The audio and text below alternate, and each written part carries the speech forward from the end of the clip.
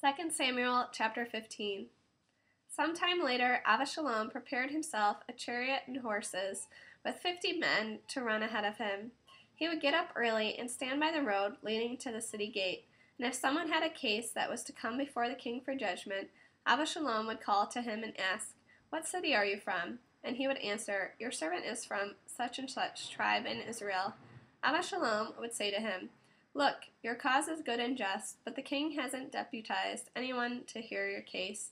Then Avashalom would continue, "Now, if I were made judge in the land, anyone with a suit or other cause could come to me, and I would see that he gets justice. Moreover, whenever any man came close to prostrate himself before him, he would put out his hand, take hold of him, and kiss him." This is how Avashalom behaved toward anyone in Israel who came to the king for judgment, and in this way Avashalom stole the hearts of the people of Israel. At the end of 40 years, Avashalom said to the king, "Please let me go to Hebron and fulfill the vow I made to Adonai. Your servant made a vow while I was staying at Geshur in Aram to the effect that if Adonai would bring me back to Yerushalayim, then I would serve Adonai." The king said to him, "Go in peace."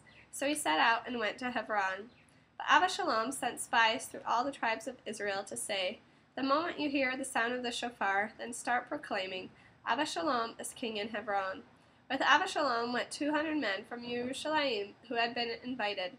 They went innocently, knowing nothing about the scheme. Avashalom sent for Achitophel the Giloni, David's counselor, to come from his own town, Gilo, and be with him while offering the sacrifices. The conspiracy grew strong, because the number of people favoring Avashalom kept increasing. A messenger came to David, saying, "The men of Israel have aligned themselves with Avashalom." David sent to all his servants with him in Yerushalayim, "Get up, we must flee, otherwise none of us will escape from Avashalom.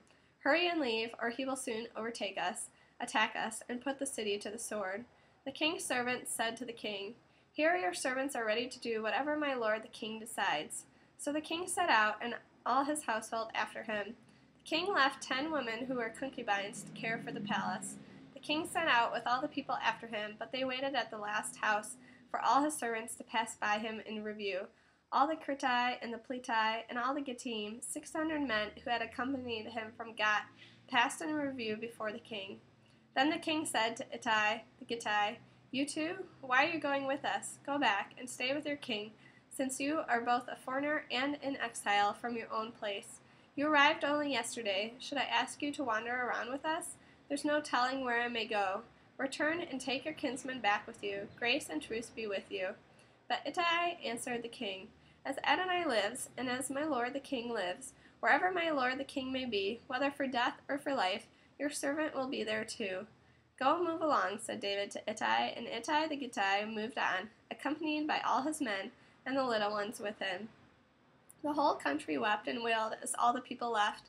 When the king crossed Vadi Kidron, all the people crossed too, heading toward the desert road. Zadok also came, accompanied by all the Levites, bearing the ark for the covenant of God. They set the ark of God down, but Abiathar went up until all the people had finished leaving the city.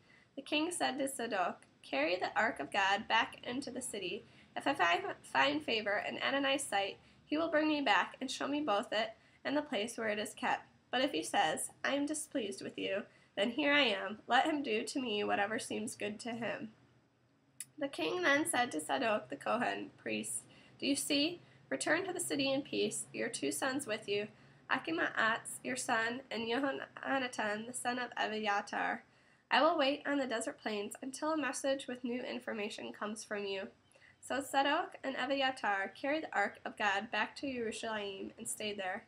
David continued up the road to the Mount of Olives, weeping as he went, head covered and barefoot, and all the people with him had their heads covered and wept as they went up. One of them told David, "Achitophel is among the conspirators with Avashalom." David said, "Adonai, please turn Achitophel's advice into foolishness." When David reached the top of the ascent, where it was customary to worship God, Hushai the Archite came to meet him, with his tunic torn and earth on his head. David said to him, "If you go on with me, you will become a burden to me. But if you go back to the city and tell Avashalom, 'King, I will be your servant, just as I was your father's servant in the past, so I will now be your servant.' Then you will be able to frustrate Achitophel's advice for me. You have Zadok and Abiathar, the Kohanim, priests there with you. So whatever you hear from the king's house, you tell to Zadok and Abiathar, the Kohanim. Their two sons, Achimaatz, the son of Zadok, and Jehonatan, the son of Abiathar, are there with them. Through them send me everything you hear. So Hushai, David's friend, came into the city when Avashalom was about to enter Jerusalem.